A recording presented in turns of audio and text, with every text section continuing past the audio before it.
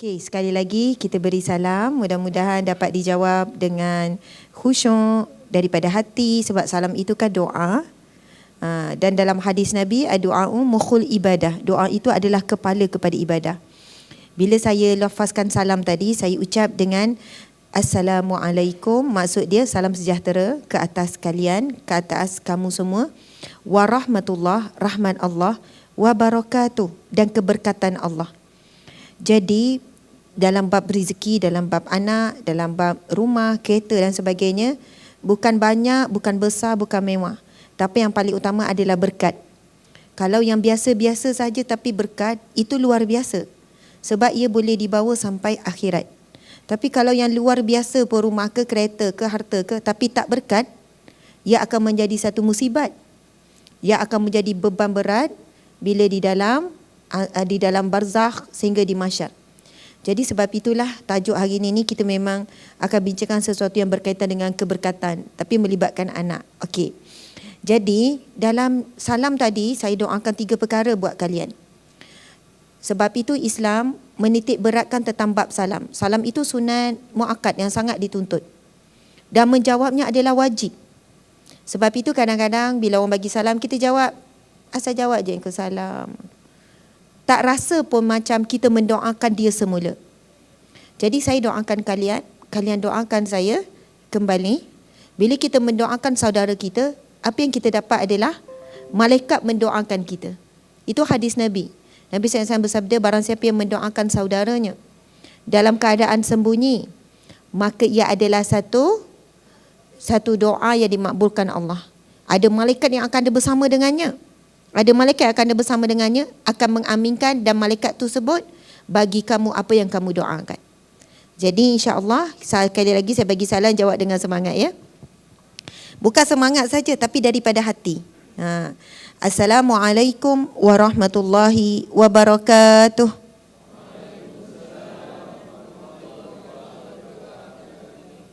Alhamdulillah.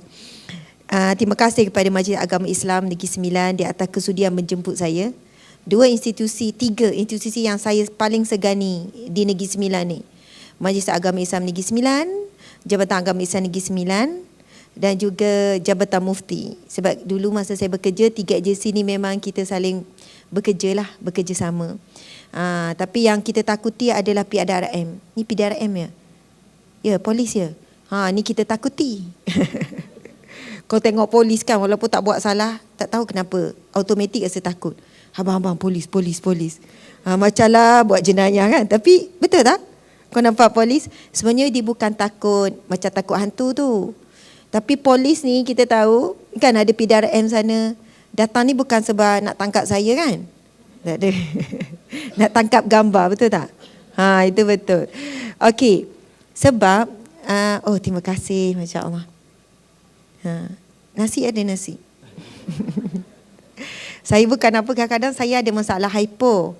Saya perlukan air manis. Kadang tengah ceramah saya datang gigil.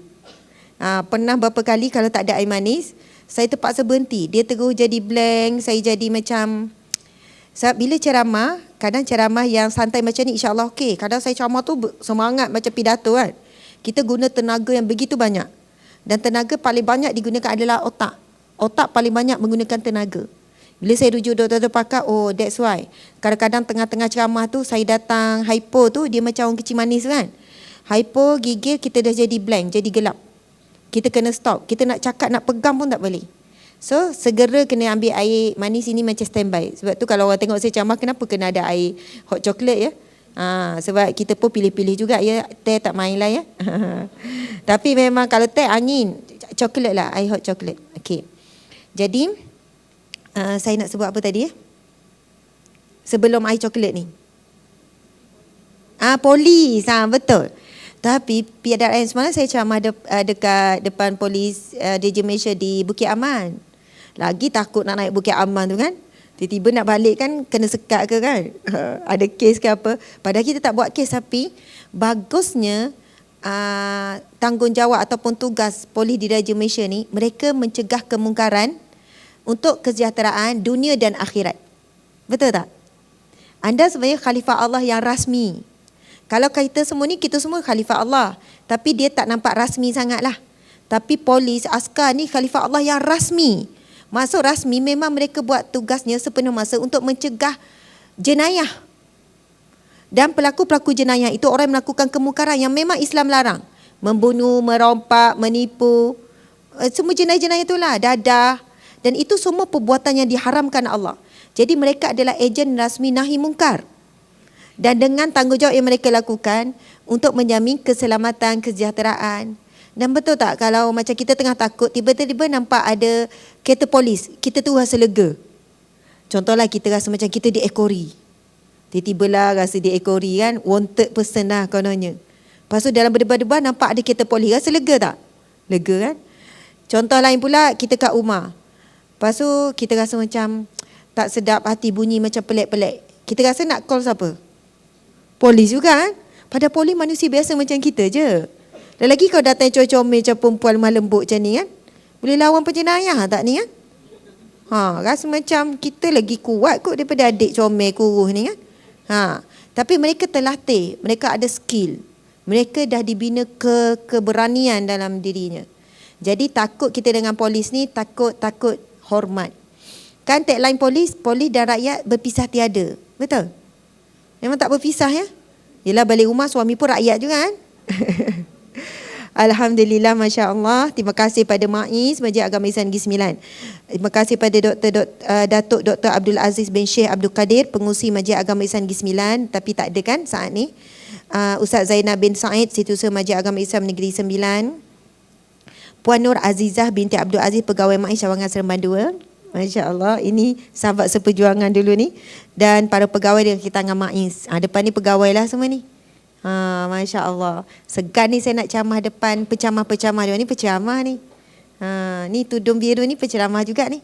Kalau saya rasa saya start, kita tukar. Saya duduk, gili-gili. Kemudian semua muslimin-muslimat yang hadir. Jadi tadi saya tanya siapa?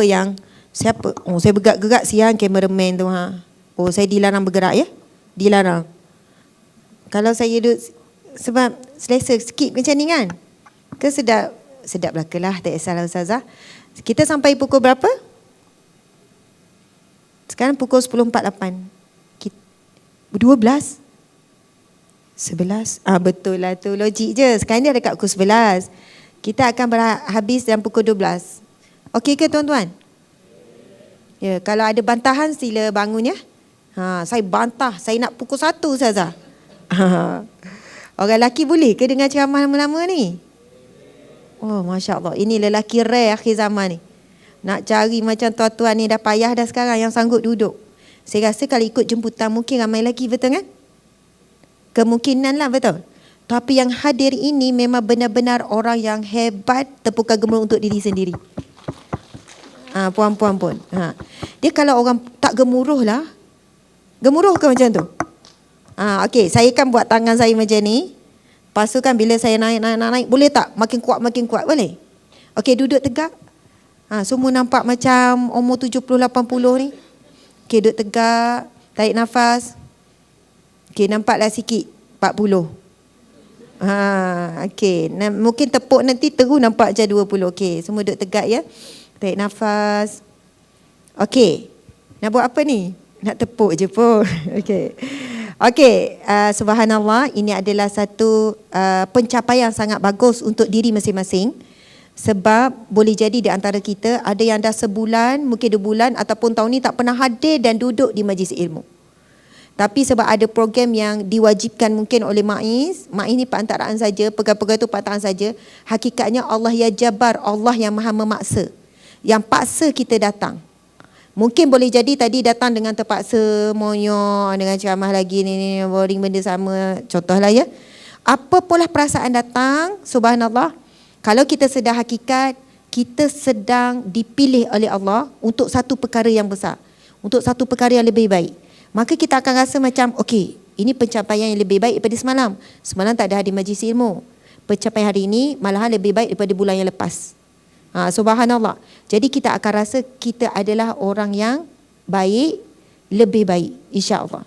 Sebab di kalangan kita ada yang rasa rendah diri. Rasa aku bukan sesiapa. Aku usaha macam mana pun kuat, hidup tetap susah. Anak-anak pun macam tak berapa nak menjadi. Ramai yang datang dalam keadaan rasa dirinya tu tak bagus, dirinya asal hidup je, tunggu mati je. Dah hidup lagi terpaksalah makan. Cari duit tempat nak makan. Ramai yang hidup tak ada perasaan, tak rasa seronok hidup. Rasa hidup setiap hari tu dengan beban, dengan rasa susah, dengan rasa satu hari lagi nak kena hadap, satu hari lagi cari rezeki. Lepas tu malam pun sama, tidur, bangun sama. Tapi percayalah, apa yang anda buat saat ini ada satu pencapaian yang sangat hebat. Maka tepukan gemuruh untuk diri sendiri. Lagi, kuat lagi. Alah cik lembutnya. Okey, baik. Subhanallah. Tapi saya rasa tu dah hebat dah tu. Tahap masing-masing ya. Alhamdulillah, Masya Allah, makasih di atas tepukan tu. Sebab saya pun sebenarnya perlukan semangat juga pada tuan-puan. Bila kita selalu kena bagi semangat pada orang, tuan-puan pun tak tahu saya sebenarnya sejam sebelum, 5 minit sebelum apa yang saya hadap.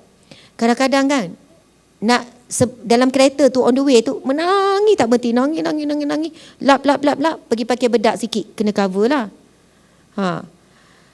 Sebab kita semua ada ujian.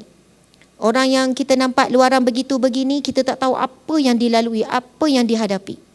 Tapi sebab saya diberi tanggungjawab untuk berikan semangat, motivasi, ilmu, ceramah, saya paksa diri saya sebagaimana amanah Allah. Tuan-puan pun sama kan? Bila ada amanah dengan anak-anak, pada stres tempat kerja ni. Tetapi sebab anak itu adalah amanah, kita balik kena jadi ayah. Bukan bawa jiwa sebagai pekerja yang frust tadi. Bukan bawa pekerja yang stres di pejabat tadi. Sebab anak kita adalah orang yang tak seharusnya kita jadikan dia mangsa. Tapi ramai mana kita lupa. Lepas tu kita tak mampu kawal. Bila anak buat perangai sikit kat rumah, kita terus pukul, kita terus bagi warning. Ayah adalah stres ni, adalah susah ni. Anak tu mungkin nak bergurau, kemudian ada buat something, lepas tu kita tak suka dan sebagainya. Dia ada degil sikit. Jadi akhirnya yang tidak bersalah menjadi mangsa. Sebab itulah bila kita fikir, kita ini ada beberapa amanah kan di bahu. Amanah apa tuan-puan? Amanah di bahu kita ni. Pertama, hamba Allah. Siapa hamba Allah kat sini angkat tangan? Kita semua hamba Allah. Alhamdulillah, makasih angkat tangan. Kita semua hamba Allah. Sebagai hamba Allah ada tugas dia kan? Sebab kita nak jadi hamba Allah yang terbaik. Kita nak hamba Allah yang dapat anugerah hamba yang cemerlang. Bila jadi hamba Allah, betul-betul jadi hamba. Hamba ni macam mana? Dia tak ada apa-apa. Jadi kita semua nak kena ada perasaan kita ni tak ada apa-apa. Anda tengok saya pun, anda kena tengok saya ni tak ada apa-apa. Walaupun mungkin masyhur, ada syarikat, ada itu, ada ini, tapi hakikatnya saya tidak ada apa-apa. Level kita di sisi Allah sama saja, kita sama-sama hamba. Jadi, saya tengok tuan-puan sebagai hamba, tuan-puan tengok saya juga sebagai hamba Allah. Dan yang membezakan sebagai hamba Allah, yang cemerlang atau tidak, bagaimana hubungan kita dengan Allah. Dia tak ada kaitan hubungan kita dengan manusia. Itu bab khalifah. Kalau bab khalifah, itu baru ada kaitan dengan manusia. Kita sebagai hamba Allah, saya percaya, di hadapan saya ni, ada orang yang jauh luar biasa ibadahnya. Mungkin ada di kalangan yang lelaki di sini, yang perempuan. Dia punya istighfar, mantap, banyak. Ataupun selawat. Ataupun zikir. Ataupun solatnya mesti awal waktu. Ataupun dengan kita ada orang yang sentiasa jaga solat malam. Jadi dari segi luaran, kita tak boleh tahu siapakah hamba Allah yang terbaik. Dia menjaga hubungannya dengan Allah. Dia buat sesuatu yang kecil je, tapi ikhlas. Allah terus terima. Belum tentu kami yang buat besar-besar, buat program hebat-hebat, ikhlas. Belum tentu kita ada tim buat kerja NGO, kita buat kerja bantuan banjir sampai 2 minggu tak balik rumah. Kalau tak ikhlas, Allah tak pandang sikit pun. Sebab itu yang mahal sangat dalam hati kita ni, bila jadi hamba Allah, ikhlas sungguh dengan Allah. Tetapi keikhlasan akan diuji. Bila kita ikhlas cari rezeki, bawa balik pada anak, anak tak pandai hargai. Bila tanya, sayang siapa? Sayang Umi. Pada ayah yang susah payah ni bawa balik ni, contohlah ya. Lepas tu anak pula buat perangai. Kita rasa anak tak hargai kita. Anak pula tak sayang contohnya. Jadi, di situlah keikhlasan kita teruji. Adakah kita kerja susah payah, kita buat semua ni, adalah kerana mengharapkan pahala daripada Allah, mengharapkan Allah redha dengan kita, mengharapkan syurga Allah. Sebab orang yang ikhlas adalah orang yang sangat diberi perhatian oleh Allah. Saya pernah dengar satu kata-kata hukama, dia kata macam ni. Boleh jadi kamu tidak disayangi oleh orang yang kamu sayang kerana kamu tidak ikhlas menyayanginya kerana Allah. Saya bila baca kan, mula-mula saya rasa macam kesiannya orang ni dah lah tak disayang, tiba-tiba kata dia tak ikhlas pula. Kan kadang-kadang ada isteri-isteri jumpa saya, ustazah, saya ni buat yang terbaik dah untuk suami, saya ni sekian-sekian dah ni, tapi dia tak hargai saya. Saya pun kan, bayangkan kalau saya jawab, puan, mungkin puan tak sayang dia ikhlas kot, mesti dia lagi down kan. Dia dah baru dicurangi suami, lepas tu kita nak cakap macam tu pula. Dari segi mulut kita tak boleh cakap begitu bila orang dalam keadaan yang sedih, sedang down, sedang sakit macam tu. Kita mungkin boleh ucap kata-kata yang lebih baik, iaitu insya-Allah Allah nak naikkan darjat kamu ni, insya-Allah Allah nak beri satu yang besar ni, besar pahala sabar kamu. Janganlah terus guna ayat ini kafarah dosa ni. Tu guna ayat tu. Baru dia ngadap masalah suami dia, ngadap pula masalah kita ni. Kan dia duduk fikir-fikir suami, fikir pula sakit hati dengan kita. Walaupun memang benar ujian itu kafarah dosa. Subhanallah. Jadi masya-Allah, boleh jadi kenapa rezeki kita masih susah? Boleh jadi sebab rezeki kita tidak ada keberkatan, ataupun sumber rezeki yang kita cari tidak berkat. Boleh jadi juga sebab kita tak bayar zakat, padahal kita dah pun mampu bayar zakat. Boleh jadi juga kenapa rezeki kita sempit, kita tak bekerja ikhlas kerana mengharapkan pahala daripada Allah. Tuan-tuan kan pencari nafkah kan, lelaki kan? Susah ke senang cari nafkah? Cari rezeki susah ke senang? Susah. Betul tak Encik baju biru? Encik cari rezeki melalui cara apa? Tukang kasut. Encik tukang kasut. Yang belakang? Rela. Jadi rela hari-hari ke ada kerja? Hari ada. Tapi kadang tak ada job, tak adalah kan? Oh, buat COD. Encik Reza nama. Azhar, Encik Azhar, baju merah. Encik cari rezeki melalui cara berniaga. Makin okey berniaga? Bolehlah, subhanallah. Mungkin boleh jawab alhamdulillah. Kan? Makin okey berniaga? Alhamdulillah. Sebab Allah berfirman, la in syakartum la azidannakum. Kalau kamu bersyukur, pasti kami akan tambahkan nikmat ke atasmu. Boleh saya tahu Encik baju biru ni depan? Cari rezeki cara? Oh, e-hailing. Dia macam Grab car juga kan? Subhanallah. Depan ni Encik ke AJK? Oh, nampak macam pegawai Maiz. Pegawai Maiz ni? Tak. Buat sate, jual sate, alhamdulillah. Ada gerai kecil ataupun restoran? Hantar kedai. Masya-Allah.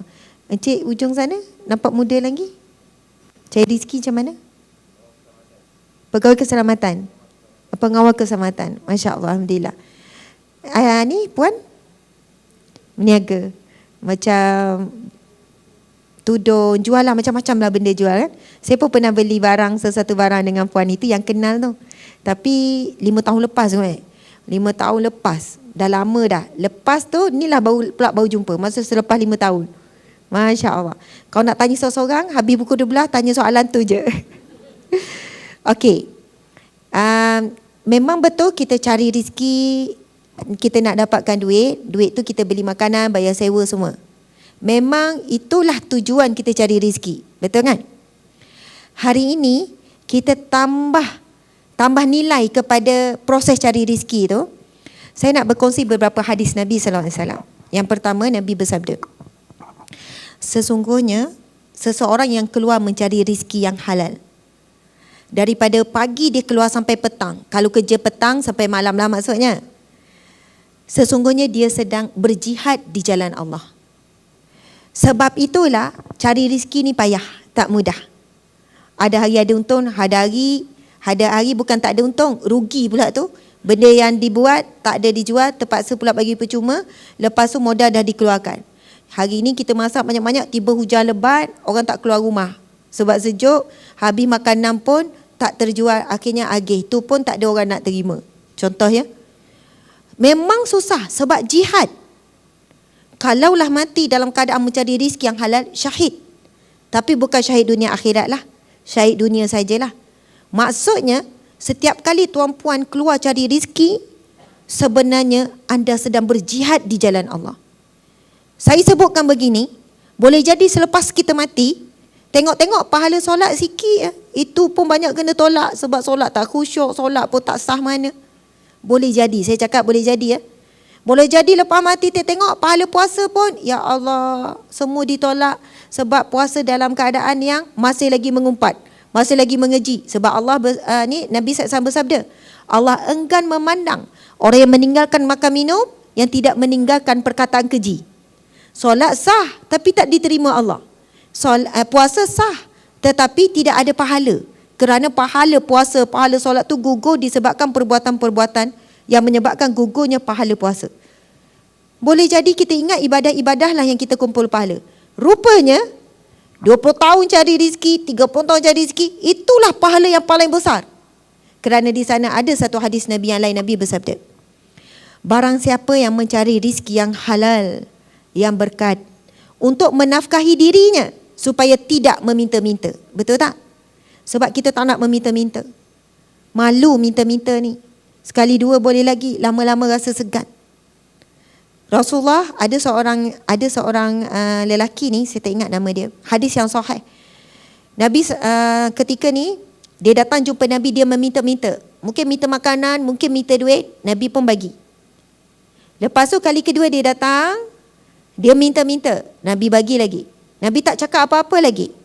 Kali ketiga dia datang meminta-minta, dia minta sesuatu lah, makanan ke harta ke, Nabi pun bersabda, Nabi kata, barang siapa yang Nabi bersabda, sesungguhnya dunia itu hijau dan manis. Maksudnya dunia ni indah, duit itu indah, kan? Perniagaan yang kita nak usahakan begini-begini itu indah. Apa lagi? Rumah yang sekian-sekian itu indah, kereta sekian-sekian itu indah. Lalu Nabi menyambung, barang siapa yang mengambil dunia dengan keberkatan, secara berkat, maka Nabi kata barang siapa yang mengambil dunia dengan jiwa kedermawanan, maka dia mendapat keberkatan. Dan barang siapa yang mengambil dunia dengan kerakusan, maka semuanya apa yang diusahakan tidak ada keberkatan. Okey. Tuan-tuan, orang lelaki nafkah untuk diri sendiri, lepas tu nak nafkah anak isteri kan?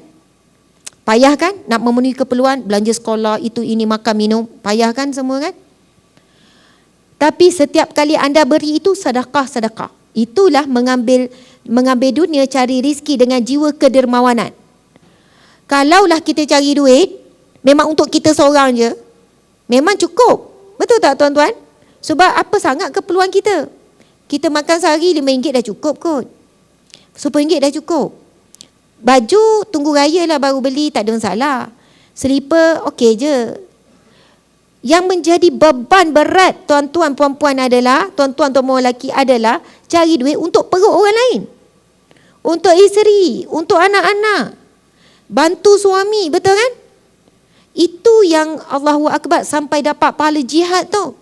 Nabi sambung lagi, barang siapa yang mencari rezeki yang halal, yang berkat, untuk menafkahi dirinya dan untuk menafkahi keluarganya dan untuk membantu orang yang memerlukan, Allah akan bangkitkan di mahsyar kelak dengan wajah yang bercahaya ibarat bulan purnama. Masya Allah. Macam biasa je dengar. Ke tak rasa macam mana ya? Saya bila saya jumpa hadis ni, saya baca, sekarang saya ulang, saya baca saya jadi naik bulu roma.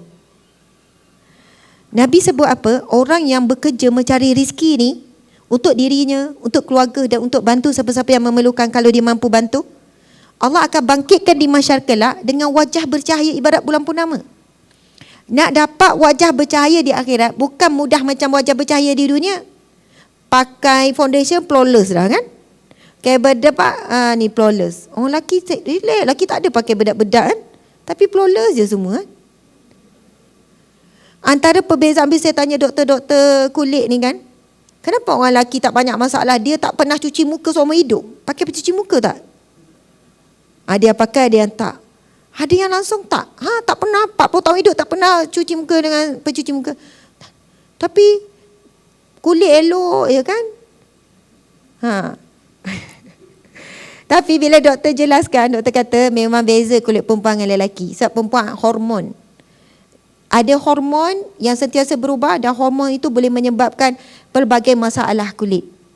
Perempuan kena jaga lebih. Lelaki tak jaga pun tak apa. Ambil wuduk je. Memang betul lah kalau tanya lelaki macam mana boleh flawless. Wuduk. Dia tak tipu yang betul lah tu. Kalau perempuan jawab macam tu, kita macam tu lah, tipu lah. Macam-macam skincare dah tukar kan masing-masing kan. Orang lelaki relax tak ada. Kat dunia nak flawless ni macam-macam cara lah. Tapi di akhirat kelak, nak dapat wajah bercahaya ni, ini luar biasa. Ada orang dibakirkan dengan cahaya solat. Agak-agak kita boleh tak ni nak dapat cahaya solat ni? Solat pun laju-laju. Solat pun kadang tengah-tengah, kadang solat, kadang tak solat. Solat pun start daripada awal Allahu Akbar, terus ingat pasal zik lemak. Kalau perempuan, Allahu Akbar, kenapa tak keluarkan ayam siap-siap? Kalau rendam siap-siap lepas mayang, bolehlah terus masak. Lepas tu dah terlintah pasal tu, dia tak berhenti sakat tu. Nak masak ayam ke ikan, ayam ke ikan. Semalam lauk apa? Sampailah nak bagi salam tu. Itulah cerita Allahu Akbar. Betul ke orang lelaki dia lebih khusyuk daripada perempuan? Susah nak jawab Okey, mana lagi banyak fikir, perempuan ke lelaki? Lelaki lagi banyak fikir. Biasa kau tanya pandangan kosong je. Tak ada, banyak pandangan lelaki. Lelaki pun banyak fikir Maksudnya bukannya relax cool tak berhenti fikir. Dalam semayang berfikir tak benda lain selain pada solat?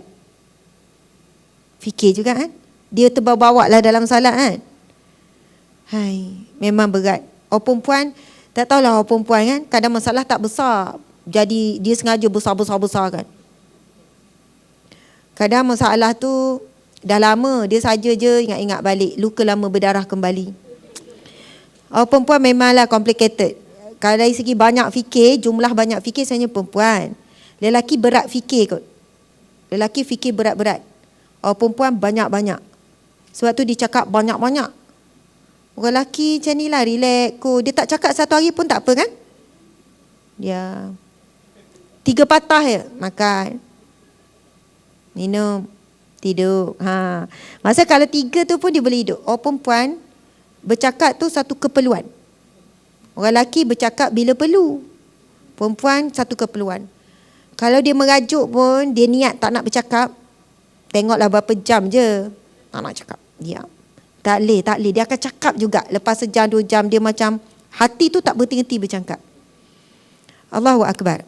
Okey, kita kembali. Sebenarnya apa yang saya nak sampaikan ialah, kalau saya fikir-fikir, saya pun, kalau ibadah khusus sebagai hamba Allah, saya rasa macam sikit sangat. Itu pun belum tentu Allah terima.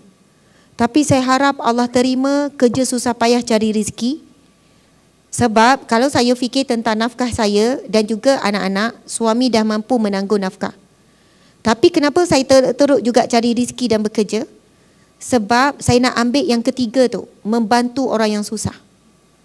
Sebab kalau saya kerja begini, boleh bantu mungkin 2 keluarga. Saya kerja lebih lagi, boleh bantu 10 keluarga. Kalau boleh saya nak bantu 100 keluarga. Nak tanggung ramai anak asnaf yang tak mampu hantar ke universiti dan sebagainya.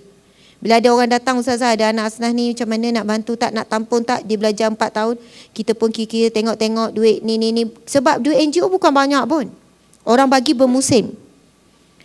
Duit yayasan pun bukan banyak pun. Dan kita ada projek-projek. Jadi bila kita tengok-tengok, kita kena bekerja keras, kita kena berniaga, kita buat ni. Sebab hasil tu boleh bantu lebih ramai orang.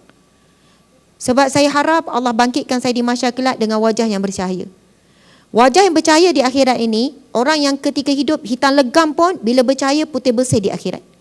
Tapi kalau tak ada cahaya di akhirat, Walaupun flawless, putih melepak di dunia, hitam legam di akhirat kelak. Na'udzubillah min zalik. Jadi ada orang wajar bercahaya dengan cahaya wuduk. Ada cahaya puasa. Kita harap kita yang susah payah cari rezeki ni, kita rasa kita kerja ni lebih berganda daripada orang tu, tapi orang tu macam senang-senang dapat buat duit. Kita susah payah pun susah nak buat duit. Rupanya Allah nak berikan kita pahala jihad, pahala sabar, pahala bersangka baik dengan Allah, dan kita akan dibangkitkan di mahsyar kelak dengan wajah yang bercahaya. Tuan-tuan, boleh jadi ya kalau kita jadi orang kaya, kita mungkin lupa diri. Wallahu alam. Allah tahu kita tak mampu untuk menampung bebanan harta yang banyak. Dan Allah kekalkan kita hidup yang sederhana. Hidup yang cari kerja susah payah, cari duit susah payah. Kita nak kena kerja sampai macam tuan lah. Tak ada tu buat food pula kan. Kerja kadang ada orang 3 kerja. Semua benda buat. Nak cari rezeki punya payah. Ada orang tu relax. Duit mengalir masuk. Setiap bulan ratus ribu. Setiap bulan juta. Kita pun tertanya kenapa ya apa beza saya dengan dia. Sebenarnya Allah memandang kita semuanya sama. Kita saja yang memandang harta itu luar biasa.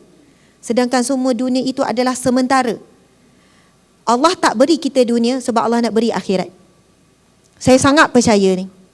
Apabila Allah menahan sesuatu bahagian dunia, sebenarnya Allah nak bagi bahagian itu di akhirat. Sebab itu di mahsyar kelak, ini daripada hadis Nabi dalam kitab Riyadhus Salihin. Nabi bersabda, ada si fulan bila dibangkitkan di mahsyar, mereka diminta untuk kembalikan di dunia. Tahu tak untuk apa? Ya Allah, kembalikan aku ke dunia untuk supaya aku diberikan ujian yang berat-berat, supaya aku disiap kulit hidup-hidup. Dalam permintaan dalam hadis Nabi itu, si fulan ini minta untuk disiap kulit hidup-hidup. Sebab apa? Siap kulit hidup-hidup ni paling dahsyat lah kalau kita fikir. Cuba ambil pisau, siap, tarik. Sakit tak? Masuk kesakitan tu lebih dahsyat lah rasanya daripada ditikam ke. Tikam sakit dah. Apa yang nak digambarkan ialah, apabila penduduk di mahsyar melihat orang-orang yang sabar di dunia dahulu, sabar dengan suami, sabar dengan isteri, sabar dengan anak, sabar cari rezeki, itulah golongan VIP di mahsyar. Allah berfirman, salamun alaikum bima sabartum. Salam sejahtera disebabkan sabar kamu di dunia dahulu. Jadi orang-orang di pada mahsyar cemburu bagi orang-orang yang diuji dengan ujian berat di akhirat. Sebab itulah orang yang beruntung di mahsyar, kerana mereka itulah yang mengumpul pahala sabar yang begitu banyak. Allah berfirman, innama yuwaffas sabiruna ajrahum bighairi hisab. Sesungguhnya pahala sabar tidak ada batas. Allah akan mencatat pahala sabar tanpa batas. Di dunia kita rasa kita tak beruntung. Nak beli pun kena kumpul 6 bulan baru dapat beli. Orang lain macam tu je, nak beli cash dapat. Dapat. Kita ngumpul-ngumpul sampai tahap nak beli dah, tiba-tiba ada emergency tak boleh beli. Kita bukan tak sedih bila anak-anak kita terpaksa jawab, tak boleh, belum cukup duit. Kalau boleh kita nak jadi mak ayah orang lain, anak-anak je sekian-sekian. Bahkan keperluan pun kita tak mampu beri. Semua itu menguji sabar. Bukan senang.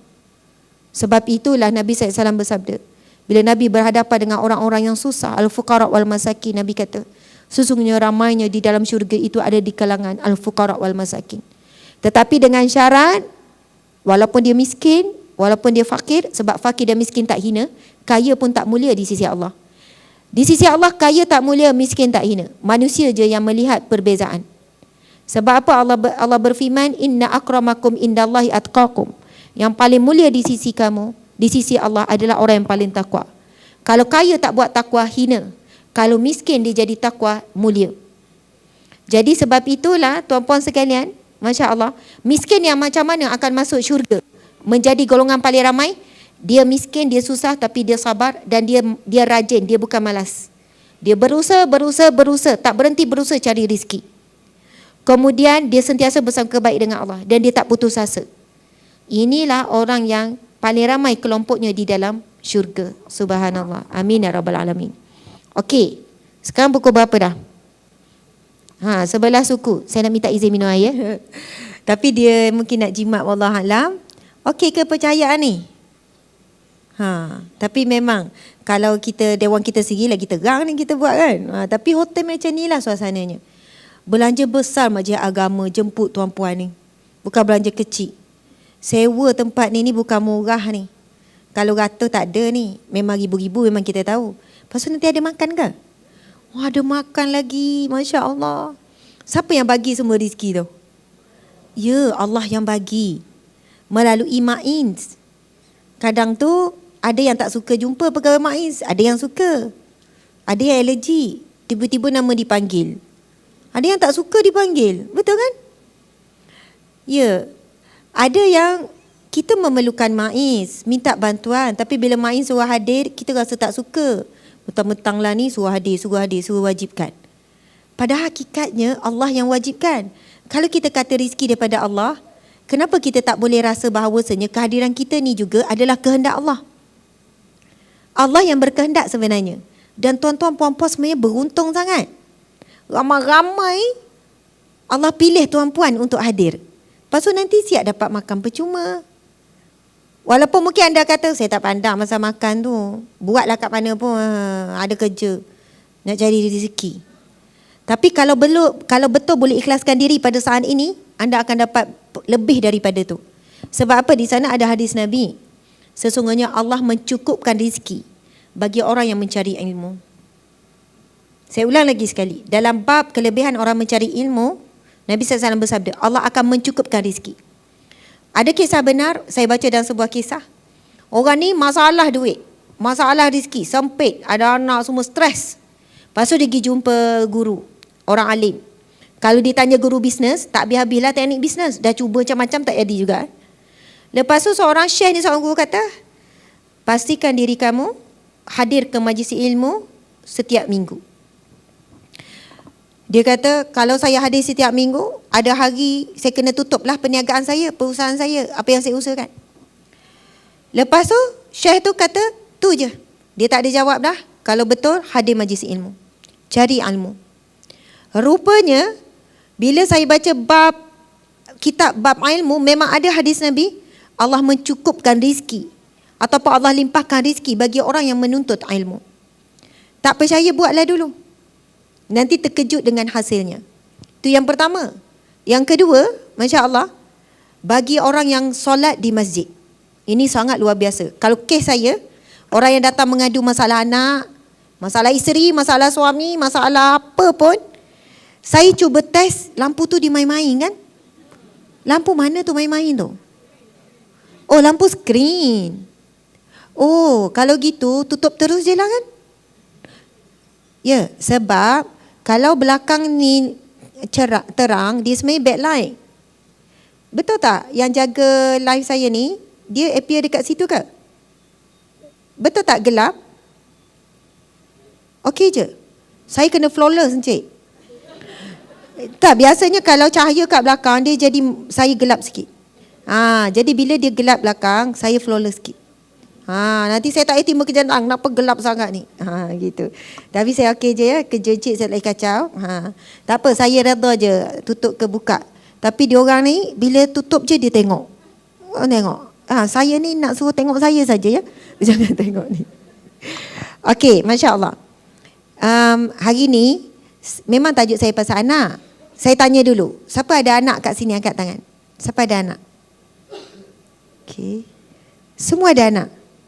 Okey, siapa yang ada beberapa orang yang tak ada anak, saya tengok sama ada yang mungkin dia belum kahwin. Kita doakan Allah kurniakan dia suami yang saleh ataupun isteri yang salehah. Mungkin ada yang dah kahwin lama tapi belum ada anak. Oh, jadi majoriti semua ada anak. Jadi tajuk ni sesuai lah. Tajuk kita ialah anak aset syurga atau neraka. Aduh, sakitnya tu di sini sebut neraka tu kan. Saya kan mula dapat tajuk ni. Aduh, kita kan macam kau boleh tak nak perkataan neraka tu kat situ. Jadi kita potong tajuk belakang tu anak aset syurga. Boleh? Ada setengah jam je lagi ni. Anak adalah aset syurga ataupun neraka. Aduh, perik sebut neraka. Apa maksud tajuk ni ya? Tapi kita kena sebut juga sebab itu kebenaran. Saya pun ada anak 7 orang. Masya Allah, Allahu Akbar. Anak ni masa lahir dia adalah satu anugerah, betul kan? Anugerah yang terindah. Comelnya, Mulut dia busuk pun jadi wangi kan. Bila dia nganga, dia menguap tu saja letak hidung kat mulut. Siapa perangai macam tu? Kita kan. Orang lelaki buat tak? Buat juga. Bila anak tu menguap tu kan, saja je. Padahal bau masam tu sebab dia minum susu, dia tak bau gigi ya kan. Nak katanya anak tu macam tu lah comel dan indahnya. Masa baby ya, bila besar sikit dah bertukar dah rupa kita ni. Tak ada indah-indah tu, indah jugalah. Tapi bila dia buat perangai menggelupur, tumpahkan air, bertepik-tempik, apa semua tu, indah tu dah makin kurang dah. Baru kita rasa daripada anugerah, dia jadi amanah. Dia jadi makin berat. Sebab masa jadi anugerah, seronok. Sampai kaki dia pun kita cium. Kan? Leher-leher dia masam tu wangi. Tapi kalau anak orang lain busuk lah. Anak sendiri wangi. Anak orang lain sanggup tak nak pergi cium? Leher, mulut tak. Itu Allah bagi. Luar biasanya bila bonding ibu ayah dan anak macam tu. Memang nangis pun comel, apa-apa pun comel lah. Tak pakai baju pun comel.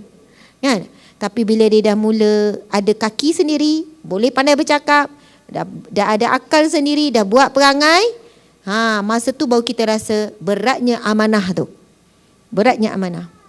Bila dah mari bab amanah, dia akan datang dengan komitmen kita sebagai ibu ayah. Oh, bukan senang. Saya nak tanya tuan-tuan. Bab mendidik anak ni, siapa yang lebih banyak didik? Ayah ke ibu? Ibu banyak didik. Ayah buat apa? Betul, ayah cari rezeki. Memang betul ayah cari rezeki. Kalau ikutkan dari sudut pandangan Islam, memang benar. Dua tu benar.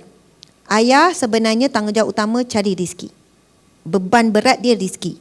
Ibu pula beban berat dia mendidik. Walaupun mungkin ada yang tak setuju, ada yang nak letak dua-dua atas suami. Ustazah, dia kan ketua keluarga. Dia kan bertanggungjawab cari rezeki dan juga mentarbiah. Oh, tarbiah terus tu. Mendidik anak dan isteri. Kalau kita baca gali-gali kitab-kitab perbincangan tentang tanggungjawab suami dan tanggungjawab isteri sekian, tanggungjawab ayah sekian, tanggungjawab ibu sekian. Sebab bukan bermaksud bila suami ketua, isteri tak jadi bertanggungjawab. Sebab hadis Nabi yang kita selalu baca tu, kullukum ra'in, setiap pada kamu adalah pemimpin. Wa kullukum mas'ulun an ra'iyatihi, dan setiap daripada kamu akan ditanya akan kepimpinanmu. Setiap raja ataupun pemimpin akan ditanya, setiap rakyat akan ditanya. Nak ngundi dah ni. Tuan-tuan ngundi siapa? Undilah saya. Tapi saya tak masuk mengundi. Saya tak masuk jadi calon. Kalau saya jadi calon, nak undi tak? Boleh je. Macam tak apa nak. Tak ada. Saya tak ada mana-mana. Nanti bila musim mengundi, sabar ke tak sabar ni nak mengundi? Ke tak ada perasaan?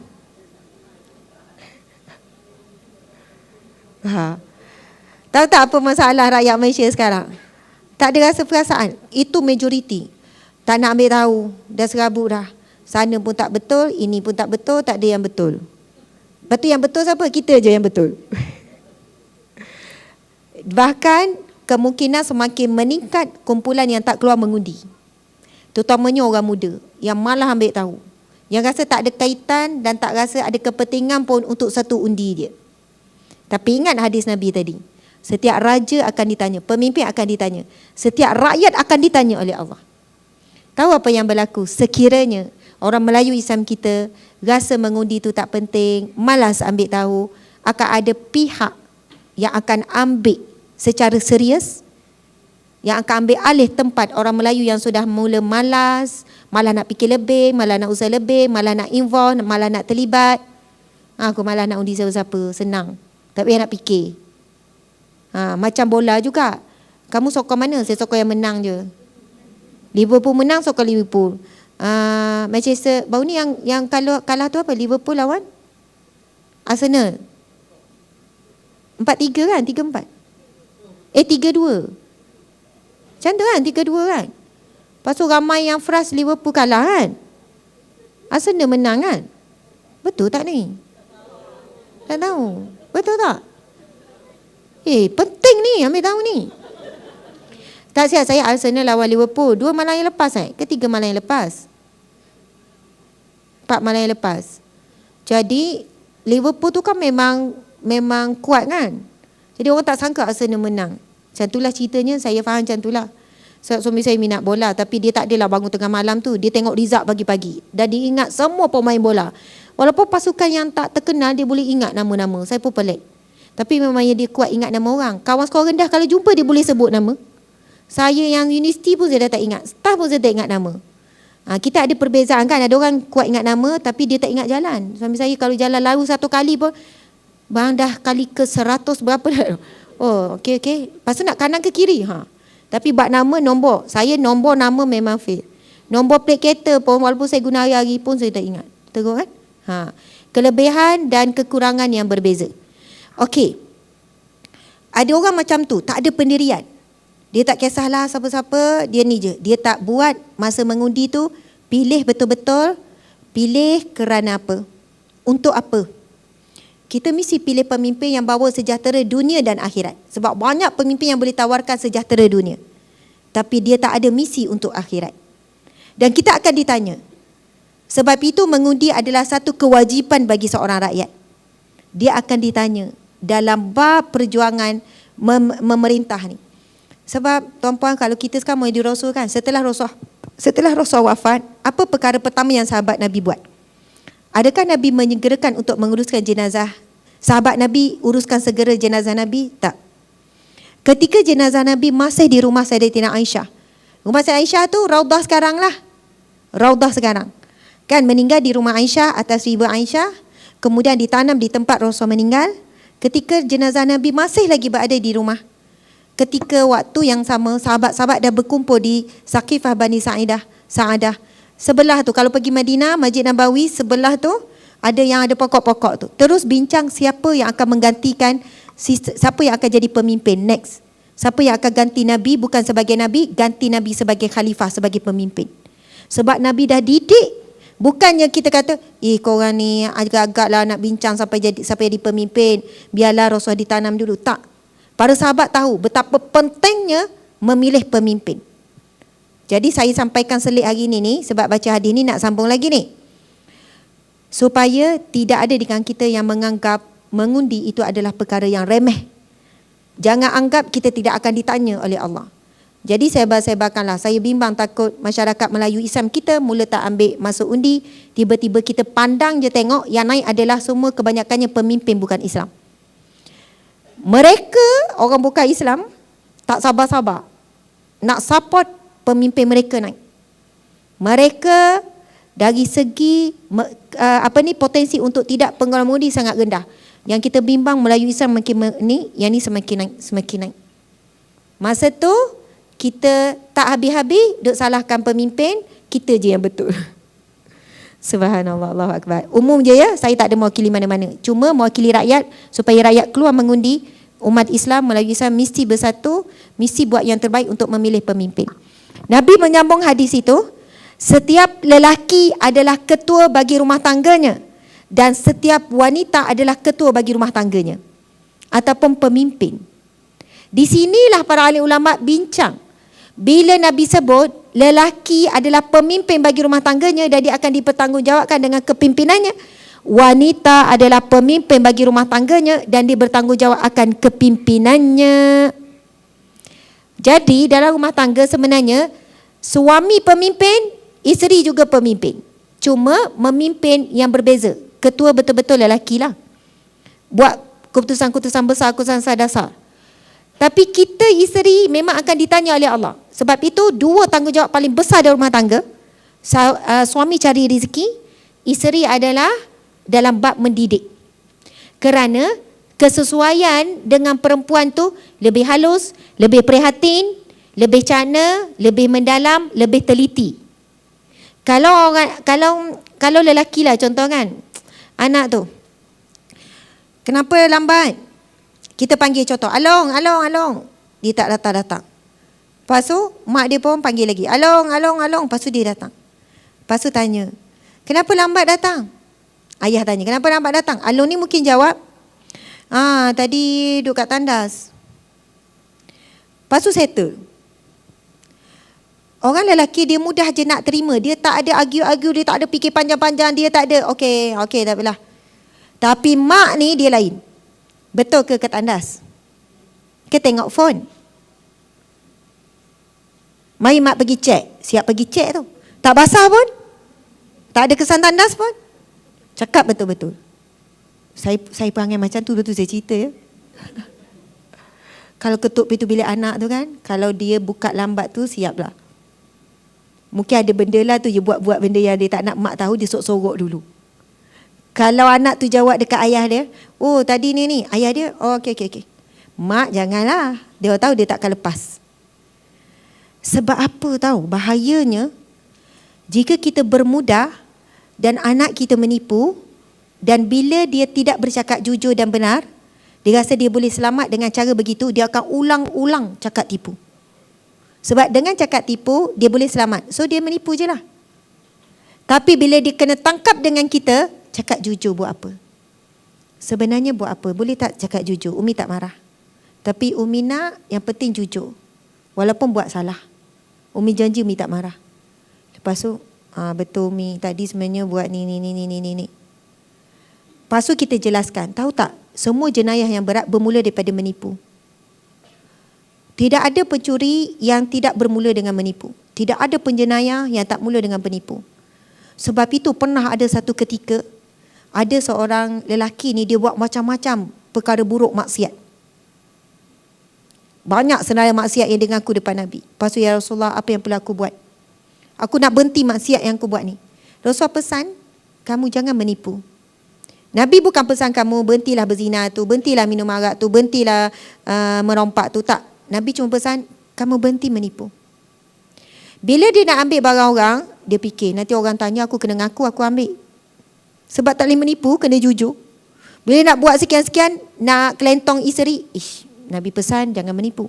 Akhirnya kerana tidak menipu, tidak mahu menipu, dah janji dengan Nabi tak nak menipu, dia boleh tinggalkan semua maksiat dan perbuatan buruk dia. Sebab itu kita jangan ambil remeh bila anak kecil kita 5 tahun tak cakap jujur. Kita kata alah budak kecil, biasalah budak-budak. Dia akan jadi habit.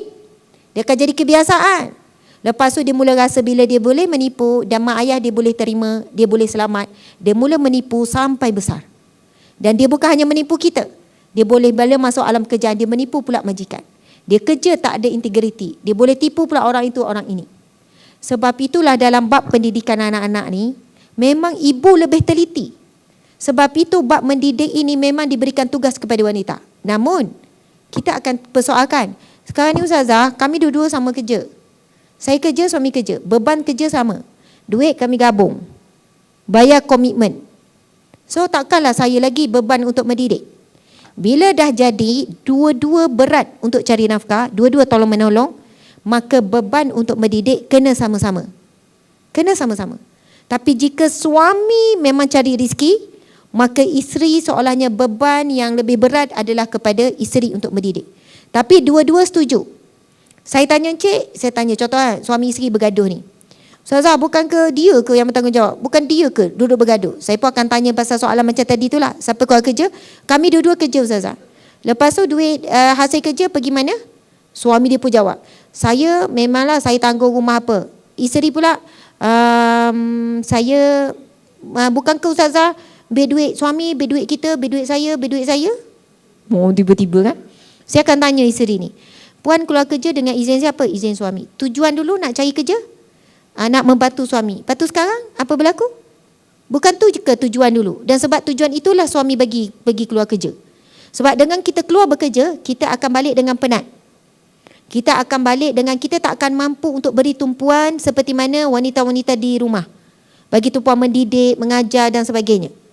Jadi bila sanggup sama-sama berpenat di luar dan balik sama-sama tak ada tenaga, maka dua-dua kena menanggung tanggungan yang sama. Maksudnya, isteri kena menyumbang juga untuk keluarga. Supaya boleh sama membantu, meringankan suami supaya tak berat cari rezeki di luar. Lepas tu suami kena berat juga sama-sama mendidik anak. Mungkin bahagiannya apa? Bab mendidik sekian-sekian, isteri ambil, tahu. Bab solat, mungkin isteri ambil berat. Tapi bab Al-Quran mungkin suami. Kita bahagikan tak tugas mendidik anak? Ini antara masalah besar kita. Kita tak rasa perlu bincang pun. Tak rasa perlu bincang pun. Tapi sebenarnya kita kena bincang. Abang, saya akan fokus bab solat anak. Saya akan cek setiap bacaan dalam solat anak. Saya akan pastikan anak kita hafal bacaan dengan lancar dan juga ingat maksud bacaan. Awak pula, boleh tak awak bahagian Al-Quran? Lepas maghrib je, awak kena dengar anak-anak ngaji. Saya pun kurang betul, tak apa. Yang penting dengar. Biar ada dalam memori anak kita, selepas maghrib je, mesti baca Quran depan ayah. Walaupun ayah tu pula yang belajar daripada anak. Tak apa. Tetapi sekurang-kurangnya anak itu membacakan Al-Quran depan kita. Kalau dapat bahagi macam ni, dalam rumah tangga kita tak ada protes, sampai isi kata, asyik saya je, bak anak saya, awak apa? Sebab protes ni kadang-kadang ada benarnya. Bila isteri protes macam ni, sebenarnya isteri sedang menyelamatkan suami, supaya esok di hadapan Allah dia boleh jawab apa yang dia buat untuk amanah anak. Subhanallah. Benda tu tak susah, tetapi boleh. Kalau rasa tak ada ilmu Al-Quran, masuk yang online-online. Kami NGO Sahabat Al-Makin memang buat percuma kelas one by one. Sama ada datang dekat pusat kita, dekat Senawang tu, ada nampak Akademi Ilmu Sahabat Amal Care. Anda datang, jumpa dengan ustaz ke, kalau yang perempuan ustazah, percuma tak payah bayar pada asnaf. Kepada orang yang mampu, RM10 je sekali jumpa, macam itulah, ataupun ikut kemampuan. Tuan-puan, kalau nak cari yang one to one, belajar sejam, mahal. Kita yang bayar gaji ustaz ustazah tu untuk mengajar orang datang belajar. Kalau anda rajin, datanglah setiap hari, cepatlah.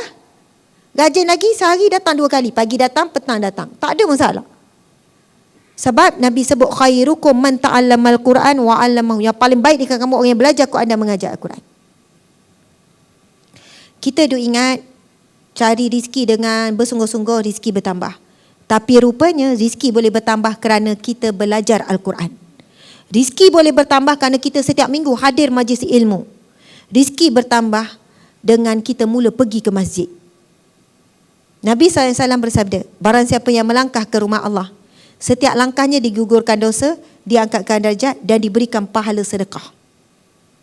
Bila duduk je di masjid, malaikat mendoakan dengan 3 doa. Itu hadis Nabi yang lain. Malaikat akan mendoakan dengan doa apa? Allahumma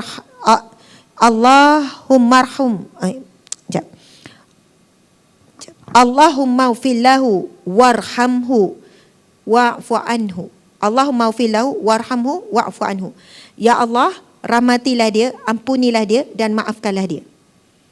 Bukan, sorry. Allahumma ufillahu warhamhu wa tub alaihi. Itu 3 doa malaikat kepada siapa yang duduk di masjid. Walaupun duduk 10 minit untuk solat saja. Malaikat terus doa-doa, ya Allah, rahmatilah dia, ampunilah dia dan terimalah taubatnya. Ketahuilah, kadang-kadang rezeki kita sempit, anak kita bermasalah, hubungan suami isteri bermasalah, puncanya adalah daripada dosa-dosa kita yang begitu banyak. Lalu melangkah ke rumah Allah saja dah gugur dosa, duduk dalam masjid, malaikat doakan kita diampunkan, taubat kita diterima, kemudian malaikat doakan kita diberikan rahmat. Bila sebut rahmat, orang yang hidup dalam keadaan sakit, rahmat Allah sembuh. Rahmat Allah bagi orang yang susah, Allah bagi senang. Orang yang sempit, Allah bagi lapang. Orang yang miskin, Allah bagi kecukupan, bukan kaya ya. Sebab miskin, susah, lawannya adalah cukup, bukan kaya. Sebab ramai orang kaya tak cukup-cukup. Tapi cukup itulah kekayaan yang sebenar. Subhanallah. Saya cakap ni bukan kosong, saya cakap berdasarkan testimoni klien saya yang ramai dulu. Masa saya kerja sebagai penerangan rumah tangga, bila suami datang cerita masalah ni, saya akan, kalau orang lelaki saya mesti saya kata, Encik solat kat masjid. Kadang-kadang pergilah, tapi malu lah nak pergi sebab saya pun memang tak biasa pergi kan. Kalau Encik malu dengan masjid kat rumah, pergi masjid yang jauh daripada rumah. Orang ingat Encik ni datang singgah-singgah ke macam mana. Tak lama saya kata, okey Encik buat dalam tempoh 2 minggu ni solat di masjid. Kalau tak dapat 5 kali sehari, 4 kali. Tak dapat 4 kali, 3 kali. Tak dapat 3 kali, 2 kali. Tak dapat sekali sehari pun dah bagus sangat dah. Apa kaitan Ustazah? Saya pergi masjid dengan masalah saya. Saya ngadu masalah isteri saya ni. Saya ngadu masalah anak saya ni. Saya kata, saya tak tahu bagaimana Allah akan ubah kehidupan Encik. Bagaimana Allah akan ubah rezeki Encik. Bagaimana Allah akan ubah hubungan-hubungan yang bermasalah ni. Tapi saya sangat yakin Allah akan beri pertolongan. Sebab janji Allah bagi orang pergi masjid sekian-sekian. Duduk di masjid sekian-sekian. Muslimin, muslimat dimati Allah sekalian. Jumpa Allah di rumah Allah berbeza ya. Jumpa Allah di rumah kita. Sebab itu Allah beri kelebihan yang luar biasa bila jumpa Allah di rumah Allah. Allah tu segala-galanya. Ya Razak, Ya Ghani, Ya Munim, pemberi rizki yang kaya, maha kaya. Ya Rahman, Allah yang memiliki kasih sayang. Allah Ya Wadud, yang memiliki cinta. Allah Ya Wali, Allah lah yang wakil, yang kita serahkan segala urusan. Masya Allah. Okey. Jadi, tuan-tuan, puan-puan, muslimin, muslimat. Berapa banyak ni masa? Okey, tinggal 20 minit. Boleh tak kita nak buka soal jawab? Tanyalah apa saja soalan. Tak berkaitan tajuk pun tak apa. Kita akan kona-kona kaitkan tajuk. Tajuk kita ialah anak syurga ataupun neraka. Aset. Boleh kalau siapa nak tanya soalan? Lebih kurang 15 minit je lagi. Tak ada soalan, kita sambung sikit lagi. Kalau ada soalan, angkat tangan je ya. Hadis Nabi SAW, Nabi bersabda, kullu mauludin, setiap anak yang dilahirkan. Encik berapa orang anak? 4. Encik? 6. Encik? 7 kan? Saya pernah pergi rumah encik ni. Berapa? 3. Encik? 4. Oh, ramai juga anak. Semua ada anak ni ya. Encik baju pink belakang? Pink ke apa tu? 3. Ramai juga, Masya Allah. Okey, masing-masing ramai anak. Lebih dari 1, lebih 2. Lebih dari 1 tu ramai lah tu. Sayang tak anak kita? Sayang. Dalam sayang-sayang tu, kadang-kadang kita terpukul juga anak kan? Tercubit juga anak ya? Termarah juga anak ya? Lepas tu rasa tak macam bersalah? Rasa bersalah. Mungkin ada orang tak pernah pukul anak. Mungkin ada yang tak pernah. Oh, itu memang hebat tu, kesabaran sangat tinggi. Saya pun pernah pukul anak. Pernah cubit anak. Lepas tu kan, kita akan rasa bersalah dan rasa sakit sangat. Lepas tu apa yang kita buat, kita pergi jumpa dia. Kadang saya tulis surat. Kalau saya rasa macam terlebih sangat, saya tulis surat minta maaf dengan anak. Saya tolak kot bawah. Padahal boleh je buka pintu. Nak buat dramatik sikit kan. Lepas tu dia pun balas juga surat. Dia balas. Nangis-nangis dia balas. Dia ngaku, dia kata sebenarnya salah dia. Kesian dekat Umi, gini. Anak 7 orang kot kan? Kan? Cik Azhar kan? Bezalah dengan 5 orang, beza dengan 3 orang. Tapi bukan saya kata anak lagi ramai, lagi banyak masalah. Tak juga. Sebab tergantung. Bukannya anak Ustazah Asma mesti bagus-bagus, elok-elok. Tak, nama pun budak, nama pun anak.